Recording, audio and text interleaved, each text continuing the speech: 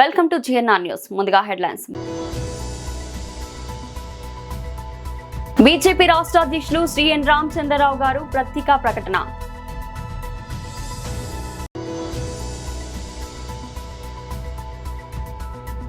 Gun park లో మీడియాతో మాట్లాడుతున్న BRS working president KTR.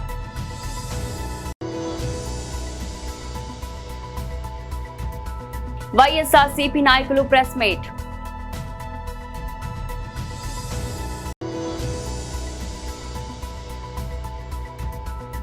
Perambur నుంచి విజయ్ ఎన్నికల ప్రచారం. బీజేపీ రాష్ట్ర అధ్యక్షులు శ్రీ ఎన్ రామచంద్రరావు గారి పత్రికా ప్రకటన. భారత ప్రభుత్వం డీలిమిటేషన్ ప్రక్రియ జనగణన అయిన తర్వాత చేయాలనేటటువంటి ఒక నిశ్చయం ఉన్నదని మొన్న ఇన్ఫార్మల్గా అమిత్ షా గారు ఎన్డీఏ యొక్క సభ్యులకు మీటింగ్లో చెప్పినట్టు ఈరోజు సమాచారం ఉన్నది. ఏది ఉన్నప్పుడు కూడా డీలిమిటేషన్ అనేది రేపు 33% మహిళల ఒక రిజర్వేషన్ ఉండాలి కాబట్టి డీలిమిటేషను ప్రతి సెన్సస్ తర్వాత జరగాల్సినటువంటి ఒక ఆన్వాయి ఉంది కాబట్టి డెఫినెట్గా భారతదేశంలో డీలిమిటేషన్ జరుగుతుంది. ఈ డీలిమిటేషన్ ప్రక్రియ అవుతుందో జనగణన అయిపోయిన తర్వాత డీలిమిటేషన్ కమిషన్ ఒకటి ఏర్పాటు చేసి కొత్త పునర్విభజనలు జరిగేటువంటి సమయంలో కొత్త ఒక 33% కొత్త నియోజకవర్గాలు మహిళలకు ఇస్తారు. ఇది నారీ వందన సంబంధించినటువంటి ఒక ఏదైతే చట్టాన్ని నరేంద్ర మోదీ గారు తీసుకువచ్చారో దానికి జరుగుతుంది. జనాభా ఆధారంగా లేకపోతే ప్రాంతాల ఆధారంగా పునర్విభజన జరగదు. ఒకవేళ జనాభా ఆధారంగా జరగాలంటే నార్త్ ఈస్ట్లో ఉన్నటువంటి ఒక స్టేట్స్లో చాలా తక్కువ సీట్లు ఉంటాయి వాళ్ళకు. కానీ మనం చూస్తా ఉన్నాం అక్కడ ఒక్కొక్క అసెంబ్లీ సెగ్మెంట్లో 6,000, 8,000 ఓట్లు ఉంటాయి. అక్కడ 40 సీట్లు ఉన్నాయి, 50 సీట్లు ఉన్నాయి. అదే హిమాచల్ ప్రదేశ్లో కూడా మేము పోల్చుకుంటే అక్కడ తక్కువ పాపులేషన్ ఉంటుంది, కానీ సీట్లు మాత్రం 60 పైగా ఉన్నాయి. ఢిల్లీలో కూడా అదేవిధంగా మనం ఒకవేళ చూసుకుంటే ఢిల్లీలో కూడా పాపులేషన్ ఈచ్ అసెంబ్లీ కాన్స్టిట్యూన్సీలో తక్కువ ఓట్స్ ఉంటాయి. అక్కడ సీట్లు మాత్రం అక్కడ ఎక్కువనే ఉన్నాయి, 60 పైగా ఉన్నాయి. సో కాబట్టే ఏదైతే కాంగ్రెస్ పార్టీ ప్రచారం చేస్తూ ఉందో దక్షిణాదికి సీట్లు తగ్గుతాయి, ఉత్తరాది సీట్లు పెరుగుతాయి, జనాభా ఆధారంగా పెరుగుతాయి అని చెప్పేసి ఇది పొరపాటు. ఇది ఇప్పుడు కూడా జనాభా ఆధారంగా ఎక్కువ తక్కువ ఉండవు. ఇప్పుడు ఉన్నటువంటి ఒక సంఖ్య మీదనే ప్రపోర్షనేట్గా పెరుగుతాయి. ఫర్ ఎగ్జాంపుల్ ఈరోజు 7 అసెంబ్లీలు సెగ్మెంట్ కలిపి ఒక లోక్సభ ఉంటుంది. ఒకవేళ పెంచితే 9 అసెంబ్లీతో ఒక పార్లమెంట్ కావచ్చు. ఒకవేళ పార్లమెంట్ సంఖ్య పెంచితే 6 ఒక అసెంబ్లీతో పార్లమెంట్ చేయొచ్చు. ఈ రకంగా పాపులేషన్ బేసిస్ మీద కాదు, అసెంబ్లీ ఉన్నటువంటి సెగ్మెంట్ల మీద ఇప్పుడు దాని మీద ప్రపోర్షనేట్గా పెరుగుతుంది. పర్సంటేజ్ వైజ్గా ఉత్తరాదిగా పెరుగుతాయి, దక్షిణాదిగా తగ్గుతాయి. ఇవన్నీ జనాభా ఆధారంగా చేస్తారని చెప్పేసి కూడా ఇవన్నీ కాంగ్రెస్ పార్టీ వారి పార్ట్నర్లు సృష్టించినటువంటి ఒక విభేదాలు మాత్రమే, అబద్ధాలు మాత్రమే. స్టాలిన్ గారు మొన్న ఈ యొక్క మీటింగ్ పెడితే కాంగ్రెస్ బీఆర్ఎస్ కలిసి దాన్ని అటెండ్ చేసి వాళ్ళిద్దరు కూడా బీజేపీని బదనాం చేసే ప్రయత్నం, బీజేపీని అపదర్శపడే ప్రయత్నం చేస్తున్నారు. మనం అందరం కూడా గుర్తుపెట్టుకోవాలి. గన్ పార్క్ లో మీడియాతో మాట్లాడుతున్న బీఆర్ఎస్ వర్కింగ్ ప్రెసిడెంట్ కేటీఆర్. దానికి అనుగుణంగా దాదాపుగా చాలా పెద్ద ఎత్తున సిలిండర్లు తీసుకున్నారు. అట్లాగే మన రాష్ట్రంలో కూడా కాంగ్రెస్ ప్రభుత్వం మరి మేము 500 రూపాయలకే సిలిండర్ ఇస్తామని చెప్పి నమ్మబలికి ఇవాళ వారు కూడా ఎన్నికల మేనిఫెస్టోలో ఇచ్చిన మాట నమ్మి కూడా లేని వాళ్ళు కూడా తీసుకునే పరిస్థితి. కానీ యుద్ధం ప్రారంభమైన తర్వాత ఇవాళ ఎల్పీజీ గోడౌన్లు ఎక్కడెక్కడైతే ఉన్నాయో, డిస్ట్రిబ్యూషన్ నెట్వర్క్లు ఎక్కడెక్కడైతే ఉన్నాయో ఇవాళ అంతటా కూడా చాంతాడంత లైన్లు, ఎక్కడికక్కడ పెద్ద ఎత్తున ప్రజలు ఆందోళన వ్యక్తం చేసే పరిస్థితులు ఇవాళ నెలకొని ఉన్నాయి.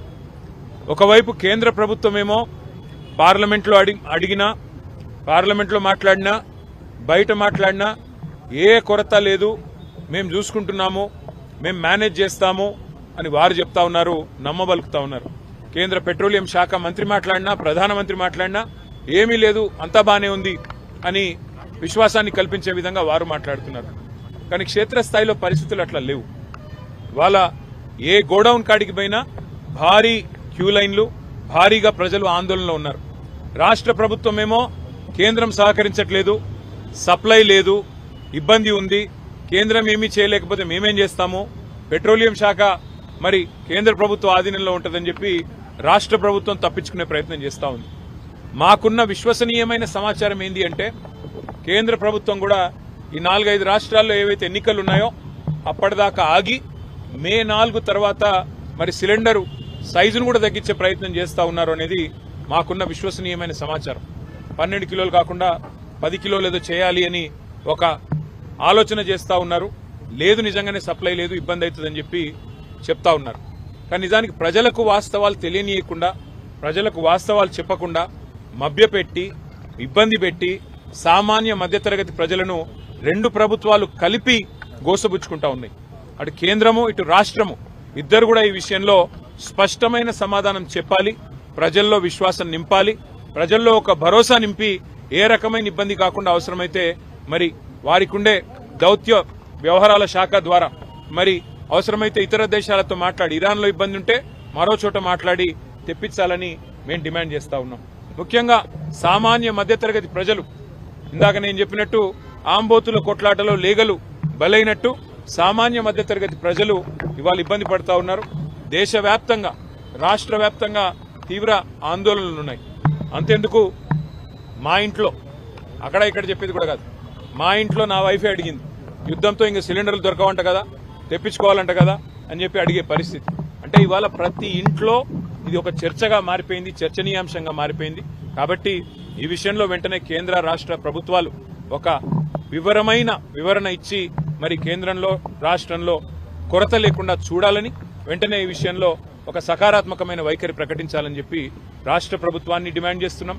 ఎందుకంటే అబద్దాలు చెప్తా ఉన్నారు, కొరత లేదని వారు, సప్లై లేదని వీరు, మధ్యలో నలిగిపోతున్నది ప్రజలు. కాబట్టి వెంటనే ఈ విషయంలో వివరణాత్మకంగా చెప్పాలని చెప్పి శాసనసభ వేదికగా ఇవాళ అడ్జర్న్మెంట్ మోషన్ వాయిదా తీర్మానం ఇచ్చాము. చర్చకు పట్టుబడతాము. ప్రభుత్వం స్పందిస్తే మంచిది, స్పందించకపోతే తప్పకుండా ప్రజల తరపున ప్రశ్నలు అడుగుతూనే ఉంటాం, నిలదీస్తూనే ఉంటాం. Thank you. వైఎస్ఆర్సీపీ నాయకులు ప్రెస్ మీట్. అందరికీ నమస్కారం. కరువు అంటే రాయలసీమలోని అనంతపురం జిల్లా కూడా అందరికి కూడా మతికొస్తుంది. ఎన్నో వలసలు పోతున్న జిల్లా, రైతులు కానీ రైతు కూలీలు కానీ ఆత్మహత్యలు చేసుకునే జిల్లా, భూగర్భ జలాలు కూడా లేక ఎంతో రకాలను కూడా కష్టపడుతున్న ఆ జిల్లాలో ఆర్టీటీ సంస్థ అనేది కూడా దాదాపుగా 55-56 సంవత్సరాల నుంచి కూడా అనేక రకాల కూడా భూగర్భ జలాలు పెంపొందించుకోవడానికి కానీ, మరీ ముఖ్యంగా హరిజనులు, గిరిజనులు, బడుగు బలహీన వర్గాల వారిని అన్ని రకాల కూడా ఆ కుటుంబాలను కూడా ముందుకు తీసే దాంట్లో కార్యక్రమాలు కూడా చేపట్టి 55-56 సంవత్సరాలు అయింది. అటువంటి సంస్థకు అనేక రకాల ఒక అనంతపురం జిల్లానే కాదు, రాయలసీమ, ఉమ్మడి ఆంధ్రప్రదేశ్లో తెలంగాణ ప్రాంతంలో కూడా ఈ సేవలు కూడా అందించేది. అటువంటి సంస్థకు వచ్చేసి ఏప్రిల్ 21, 2025లో కేంద్ర ప్రభుత్వం నుంచి FCRA అంటే ఫారెన్ కాంట్రిబ్యూషన్ యాక్ట్ ప్రకారం రెగ్యులేషన్ వెంటనే కూడా రిజిస్ట్రేషన్ కూడా నిలబెట్టి రెన్యూలు చేయకపోవడం, చేసేదే కాకుండా ఉన్నట్లు కూడా ఆ రోజు నుంచి కూడా ఫండ్స్ అన్ని కూడా ఫ్రీ చేయడం కూడా జరిగింది. కూడా అనంతపురం జిల్లా ప్రజానికం పైన, ముఖ్యంగా బడుగు బలహీన వర్గాల పైన కూడా పిడుగుపాటు కూడా పడింది. ఆ రోజు నుంచి వైఎస్ఆర్ కాంగ్రెస్ పార్టీ ఆధ్వర్యంలో కావచ్చు, లేకపోతే అలాగే ప్రజా సంఘాలు, ఈ రాష్ట్రంలో ఉండే ప్రతిపక్ష పార్టీలు అన్నీ కూడా కేంద్ర ప్రభుత్వం పైన, రాష్ట్ర ప్రభుత్వం పైన ఒత్తిడి తీసుకొని రావడం కూడా జరిగింది. మరీ ముఖ్యంగా వైఎస్ఆర్ కాంగ్రెస్ పార్టీ ఎక్కడైతే అనంతపురం జిల్లాలో ఎక్కువ సేవలు అందించిందో కళ్యాణదుర్గ్ నియోజకవర్గంలో కూడా రంగయ్య గారి ఆధ్వర్యంలో కూడా వైఎస్ఆర్ కాంగ్రెస్ పార్టీ ఒక బైక్ ర్యాలీ కూడా నిర్వహించడం, మే 17వ తేదీ 2025లో కూడా బైక్ ర్యాలీ నిర్వహించడం, అనేకమైన కార్యక్రమాలు కూడా చేపట్టడం జరిగింది. ఇదే కాకుండా బైక్ ర్యాలీనే కాకుండా ఒక పాదయాత్ర కూడా, అంటే ఏదైతే 1969లో ఎక్కడైతే కార్యక్రమంలో ఫెర్రర్ గారు ఎక్కడైతే ప్రారంభించారో, బెలుగుప్ప మండలం గొంచి తండాలో ప్రారంభించారో, అక్కడ నుంచి కూడా వైఎస్ఆర్ కాంగ్రెస్ పార్టీ దాదాపుగా 19 రోజులు కూడా పాదయాత్ర కూడా చేసేసి ఈ ప్రభుత్వ కేంద్ర రాష్ట్ర ప్రభుత్వాల ఒత్తిడి తీసుకొని రావడానికి, మరీ ముఖ్యంగా పాదయాత్ర ప్రారంభంలో కూడా అధికారంలో ఉండే తెలుగుదేశం పార్టీ, అక్కడ ఉండే శాసనసభ్యులు వాళ్ళందరూ కూడా యొక్క సూచనల మేరకు వారి యొక్క ఒత్తిడి మేరకు కూడా పోలీసు వారు అనేది కూడా పాదయాత్ర చేయకూడదని చెప్పేసి ఆ రోజు పాదయాత్ర ప్రారంభించిన రోజు అందరినీ కూడా నిర్బంధించడం, ముందుకు పోకుండా దాంట్లో కూడా పోలీసు వారిని కూడా వారి యొక్క వలయాన్ని కూడా ఛేదించి వైఎస్ఆర్ కాంగ్రెస్ పార్టీ నిర్విరామంగా కూడా 16 రోజులు కూడా పాదయాత్ర కూడా చేసి తమిళనాడు రాజకీయాలు వేడెక్కుతున్న వేళ నటుడు రాజకీయ నేత విజయ్ తన ఎన్నికల ప్రచారానికి శ్రీకారం చుట్టనున్నారు. రేపటి నుంచి చెన్నైలోని పెరంబూర్ నియోజకవర్గంలో ఆయన తన ప్రచారాన్ని అధికారికంగా ప్రారంభించనున్నారు. ఆయన స్థాపించిన తమిళగ వెట్రి కళింగం పార్టీ తొలిసారిగా ఎన్నికల బరిలోకి దిగుతుండటంతో ఈ పరిణామం సర్వత్రా ఆసక్తి రేపుతుంది. ప్రచార కార్యకలాపాల కోసం విజయ్ ఇప్పటికే కొడంగియర్ సమీపంలోని కన్నదాసన్ నగర్లో ఒక బంగ్లాను సిద్ధం చేసుకున్నారు. రేపు ఉదయం ఆ నివాసంలో పూజలు నిర్వహించి అనంతరం పెరంబూర్ నియోజకవర్గంలో పర్యటనకు బయలుదేరనున్నారు. రాబోయే 2 రోజుల పాటు ఆయన స్థానికులతో మమేకమవుతూ ఓటర్లను కలిసి మద్దతు కోరనున్నారు. తమిళనాడులో ఏప్రిల్ 23న అసెంబ్లీ ఎన్నికల పోలింగ్ జరగనుండగా ఈ నెల 30 నుంచి నామినేషన్ల స్వీకరణ ప్రారంభమవుతుంది. మే 4న ఓట్ల లెక్కింపు చేపట్టి ఫలితాలను ప్రకటిస్తారు. ఎన్నికల షెడ్యూల్ విడుదల కావడంతో టీఎంకే, అన్నా డీఎంకే, ఎన్డీఏ వంటి ప్రధాన కూటమిలో అభ్యర్థుల ఎంపిక, పొత్తులు, మేనిఫెస్టో రూపకల్పనపై కసరత్తులు ముమ్మరం చేశాయి. ఈసారి తమిళనాట ఎన్నికలు చతుర్ముఖ పోటీగా మారే అవకాశం కనిపిస్తుంది. డీఎంకే, అన్నా డీఎంకే కూటమిలతో పాటు నామ్ తమిళ్ విజయ్ నేతృత్వంలోని టీవీకే కూడా స్వతంత్రంగా పోటీ చేసే సూచనలు ఉన్నాయి. విజయ్ ప్రత్యక్ష రాజకీయాల్లోకి ప్రవేశించడం ముఖ్యంగా పట్టణ ప్రాంతాల్లో ఎన్నికల సరళిని ప్రభావితం చేయవచ్చని విశ్లేషకులు భావిస్తున్నారు. రామగుండం ఎన్టీపీసీ సంస్థ విద్యుత్ ఉత్పత్తిలో అగ్రభాగాన నిలుస్తూ సిఎస్ఆర్ నిధుల ద్వారా ప్రభావిత గ్రామాల అభివృద్ధికి పాటుపడుతున్నామని Ramagundam NTPC Telangana project ED Chandan Kumar Samanta తెలిపారు. ఈ మేరకు ఎన్టీపీసీ టీటీఎస్ లోని ఈడీసీ మిలీనియం హాల్లో ఏర్పాటు చేసిన టీమిండియా సమావేశంలో ముందుగా సీనియర్ పాత్రికలతో కలిసి ఎన్టీపీసీ అధికారులు జ్యోతి ప్రజ్వలన చేసి ఎన్టీపీసీ గేయంతో సమావేశాన్ని ప్రారంభించారు. ఈ సందర్భంగా ఈడీ చందన్ కుమార్ సమంత మాట్లాడారు. ఈ మీడియా సమావేశంలో ఎన్టీపీసీ అధికారులు ముకుల్ రాయ్, జీఎంలు Manish Agarwal, Abhijit Dutta, Vinoy Jose, DS Rawat, HOD Vijay Kumar, sticker, AGM, హెచ్ఆర్లు పాల్గొన్నారు. 1600 megawatt is ready for operation, and as you know that Samari is advancing, and we will have lot of demand in power generation. We have sufficient amount of coal stock and oil stock also, and our floating solar 100 megawatt and 10 megawatt ground solar is under production, and 176 in which 120 megawatt ground solar and 56 megawatt floating solar will commission and start commissioning in this month itself. Almost everything is formalities are over. Technically all the things are all right, and we are waiting for the first time charging from grid authorities. So it will be a proud moment for all of us to for the adding capacity of 176 solar power generation in Ramagundam, and apart from this we are taking initiatives for low carbon emissions like battery storage unit in Ramagundam, and again carbonated brick also project we have taken. There already we have awarded the contract, and along with our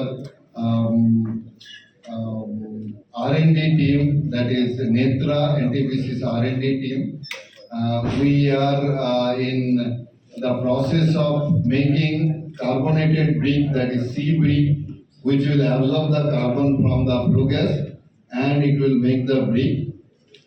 So that initiative also we have taken, and we are complying all the environment norms, as you know, and everything. And FGD is in Telangana project in operation, and in Ramagundam project also the work is going on. Although it is under the C-class city, still we will run our FGDs. And apart from that, we have taken a lot of already we have discussed that lot of CSR project we have taken, and almost on an average 7 crore we used to get for the CSR fund, and this year it has been increased to 15 crore, and almost all the projects we have taken for 15 crore with the help of RMC, Ramagundam, and district collector office, that is district administration Ramagundam, and many others. So we are in the process of making the these projects, and hopefully all the people, nearby people, will be benefited with these CSR projects. Thank you. Medchal జిల్లా Narapally sub register కార్యాలయం వద్ద Telangana realtors association అధ్యక్షుడు నారగోని ప్రవీణ్ కుమార్ ఆధ్వర్యంలో ఆందోళన నిర్వహించారు. Slot విధానం రద్దు చేయాలని, సబ్ రిజిస్టర్ కార్యాలయంలో ఉద్యోగుల సంఖ్య పెంచాలని, సర్వర్ పెంచాలని వారు డిమాండ్ చేస్తూ నిరసన చేపట్టారు. ఈ సందర్భంగా వారు మాట్లాడుతూ రోజుకు 60 నుండి 70 రిజిస్ట్రేషన్లు జరగాల్సినవి సర్వర్ ప్రాబ్లం వల్ల 20 నుండి 30 వరకు మాత్రమే జరుగుతున్నాయి. కొనుగోలు అమ్మకందారుల రిజిస్ట్రేషన్స్ కోసం సబ్ రిజిస్టర్ కార్యాలయం కోసం వస్తే వేచి చూడాల్సిన పరిస్థితి ఏర్పడింది. కనీస వసతులు, కూర్చోడానికి, తాగడానికి నీరు లేదు. సబ్ రిజిస్టర్ కార్యాలయాలలో ఉద్యోగుల సంఖ్య సరిగా లేదు. రిజిస్ట్రేషన్ కోసం వచ్చి ఇబ్బందులకు గురి కావాల్సిన వస్తుంది. తక్షణమే ప్రభుత్వం ఈ సమస్యను గుర్తించి స్లాట్ విధానాన్ని రద్దు చేయాలని, సర్వర్ను పెంచాలని, సబ్ రిజిస్టర్ కార్యాలయంలో ఉద్యోగుల సంఖ్యను పెంచి కొనుగోలు అమ్మకందారులకు సేవలు సులభతరం చేయాలని ప్రభుత్వాన్ని డిమాండ్ చేశారు. స్టాప్ కూడా లేరు. సో కరెక్ట్ అయిన మౌలిక వసతులే కాదు, కనీసం ఒక ఫ్యాన్స్ కానీ, ఒక ఏసీస్ కానీ ఏవి లేవండి. వచ్చిన ఒక అంతేందుకంటే ఒక ఏజ్డ్ పర్సన్ వచ్చింది, వికలాంగులామె, ఆమెను తీసుకెళ్ళడానికి కూడా ఒక కనీసమైన ఒక అది ఒక ట్రాన్స్పోర్టేషన్ సంబంధించిన వెహికల్ కానీ ఏది లేదు ఇక్కడ. అంటే ఎంత దారుణంగా అంటే అంత దారుణంగా ఉంది. వీల్ చైర్స్ కూడా లేవు. సో చాలా ఇబ్బంది పడుతున్నారు కామన్ పబ్లిక్. దయచేసి ఈ తెలంగాణ ప్రభుత్వానికి ఒకటే చెప్తున్నది, స్టాంప్ అండ్ డ్యూటీ ఎవరైతే కమిషనర్ వాళ్ళు ఉన్నారో ఐజీ గారికి చెప్తున్నది ఒకటే, ఈ ప్రతి సబ్ రిజిస్టర్ ఆఫీసులో ఇలాంటి సమస్యనే తెలంగాణ మొత్తం మీద. సో ఈ సమస్యను కనుక మీరు పరిష్కరించకపోతే, స్లాట్ విధానాన్ని వెత్తేయకపోతే, పాత పద్ధతిని కనుక తీసుకురాకపోతే చాలా ముందు కూడా చాలా ఇబ్బందులు పడతారు తెలంగాణ ప్రజలారా. జాగ్రత్త, మీరు 100% ఈ స్లాట్ విధానాన్ని మాత్రం ఈ గవర్నమెంట్ రద్దు చేయాలని కోరుతున్నాం. తెలంగాణ రాష్ట్ర ప్రభుత్వం రిజిస్ట్రేషన్ శాఖలో కేవలం 15 నిమిషాలలోనే రిజిస్ట్రేషన్ చేస్తామని చెప్పి స్లాట్ విధానాన్ని తీసుకురావటం జరిగింది. కానీ వాస్తవంగా స్లాట్ విధానం తీసుకొచ్చిన తర్వాత గంటలు రిజిస్ట్రేషన్ ఆఫీస్లో నిరీక్షించే పరిస్థితి ఏర్పడింది. అట్లాగే రిజిస్ట్రేషన్ కోసం స్లాట్ బుక్ చేసుకుందామంటే 10-15 రోజులు టైం పడుతుంది. చాలా సబ్ రిజిస్టర్ ఆఫీసులు బిజీగా ఉండటం వల్ల 10-15 రోజుల వరకు రిజిస్ట్రేషన్ కోసం ఎదురు చూడాల్సినటువంటి పరిస్థితి ఏర్పడుతుంది. అట్లాగే ఎవరైతే 1:30 తర్వాత రిజిస్ట్రేషన్ కోసం వస్తారో వాళ్ళ స్లాట్లు ఉండట్లేవు. ఆ స్లాట్ ఎగిరిపోతుంది. ఆ రోజు రిజిస్ట్రేషన్ కావటం లేదు. మళ్ళీ స్లాట్ బుక్ చేసుకోవడానికి మళ్ళీ 10-15 రోజులు టైం పడుతుంది. కాబట్టి స్లాట్ విధానం వల్ల ప్రజలు ఇబ్బందులు పడుతున్నారు. కాబట్టి వెంటనే స్లాట్ విధానాన్ని రద్దు చేయాలి, పాత పద్ధతులనే కొనసాగించాలి. అట్లాగే సరిపోని స్టాఫ్ లేదు రిజిస్ట్రేషన్ డిపార్ట్మెంట్లో. కనీసం 200 మందిని రిజిస్ట్రేషన్ డిపార్ట్మెంట్లో తీసుకుంటే తప్ప రిజిస్ట్రేషన్ శాఖ ప్రక్షాళన కాదని చెప్తున్నాం. అట్లాగే ఈ సర్వర్లు బాగా మొరాయిస్తున్నాయి. ఈరోజు కూడా సర్వర్లు మొరాయిస్తున్నాయి. రిజిస్ట్రేషన్స్ కావడం లేదు. రిజిస్ట్రేషన్ ఆఫీస్లో సరైనటువంటి మౌలిక వసతులు లేవు. కూర్చోవడానికి కుర్చీలు లేవు. ఆడపిల్లలు వస్తారు, వాష్రూమ్స్ లేవు. అట్లాగే మంచినీటి సౌకర్యం లేదు. ఏదో దాన ధర్మం కోసం ఏదో ధర్మసత్రానికి వచ్చినట్టుగా రిజిస్ట్రేషన్ ఆఫీస్కి వచ్చి గంటలు రిజిస్ట్రేషన్ కోసం నిరీక్షించే పరిస్థితి ఈరోజు ఏర్పడింది. కాబట్టి ప్రభుత్వం వెంటనే రిజిస్ట్రేషన్ శాఖను ప్రక్షాళన చేసి స్లాట్ విధానాన్ని రద్దు చేసి పాత పద్ధతిలోనే రిజిస్ట్రేషన్ చేసి ఈ యొక్క ఎవరైతే కొంతమంది రిజిస్ట్రేషన్ రద్దు చేసుకుంటారో ఆ రద్దు చేయనప్పుడు స్టాంప్ డ్యూటీ 7.5% కడతారు. ఆ 7.5% కట్టినటువంటి స్టాంప్ డ్యూటీ లక్షల్లో ఉంటుంది. అవి రిజిస్ట్రేషన్ రద్దు అయితే ఏమవుతుందంటే అవి తిరుపతి ఉండిలో వేసినట్టే అవుతుంది. ఆ రిజిస్ట్రేషన్ కోసం కట్టినటువంటి స్టాంప్ డ్యూటీ రిటర్న్ రావట్లేదు. కేవలం 15 రోజులలో ఆ యొక్క స్టాంప్ డ్యూటీ రిజిస్ట్రేషన్ కాకపోతే రిటర్న్ ఇచ్చేటట్లు కూడా ప్రభుత్వం చర్య తీసుకోవాలి. కలిగిరి మండలం గంగిరెడ్డిపాలెంలో రైతు సేవా కేంద్రం మరియు హెల్త్ కేంద్రాన్ని ఎమ్మెల్యే కాకర్ల సురేష్ ప్రారంభించారు. గ్రామ ప్రజలకు ఉపయోగపడే విధంగా ఈ కేంద్రాలను ఏర్పాటు చేయడం సంతోషకరమని తెలిపారు. రైతులకు అవసరమైన సేవలను ఒకే చోట అందుబాటులో ఉండేలా చర్యలు తీసుకుంటున్నామని వెల్లడించారు. ఈ కార్యక్రమంలో ప్రకృతి వ్యవసాయ project manager Kannayya, RTC Ravichandra Prasad, Vinjamuru division సిబ్బంది, ఎన్ఎఫ్ఎఫ్ శ్రీనివాస్ తేజ పాల్గొన్నారు. మండల ఎఫ్ఎంటీ, ఐసీఆర్పీలు సిబ్బంది, అగ్రికల్చర్ ఏఓలు, విఏఎల్ కూడా హాజరై కార్యక్రమాన్ని విజయవంతం చేశారు. అధికారులు గ్రామ అభివృద్ధి కోసం సమన్వయంతో పనిచేయాలని సూచించారు. ప్రకృతి వ్యవసాయం ప్రాముఖ్యతను ఈ సందర్భంగా ఎమ్మెల్యే వివరించారు. గ్రామాల్లో ఈ విధానాన్ని విస్తృతంగా ప్రోత్సహించాలని పిలుపునిచ్చారు.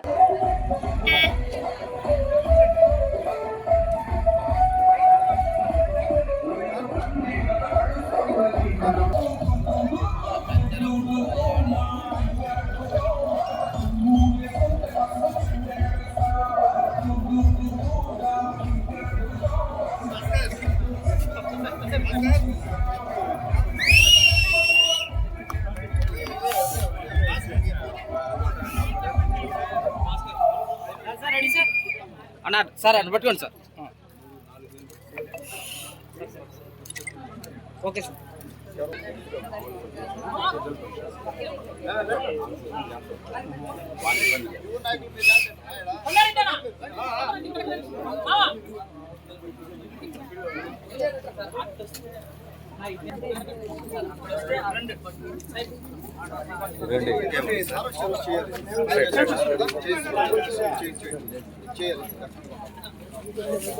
బాండి సార్లకు బాండి మా సార్ బాండి అమ్మా ఏం చేస్తాను తమ్ముడు చిన్న పేపరేనా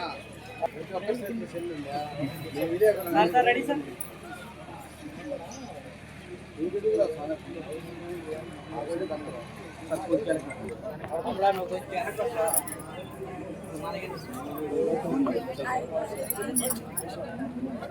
ఎక్కువ మెయిన్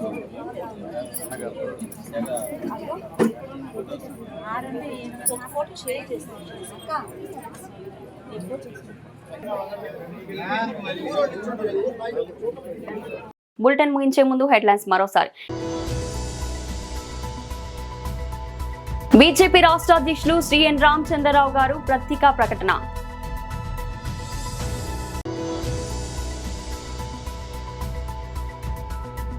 గన్ పార్క్ లో మీడియాతో మాట్లాడుతున్న BRS working president KTR.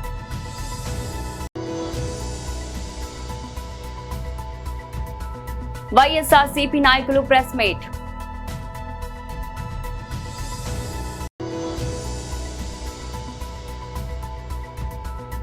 Perambur నుంచి విజయ్ ఎన్నికల ప్రచారం.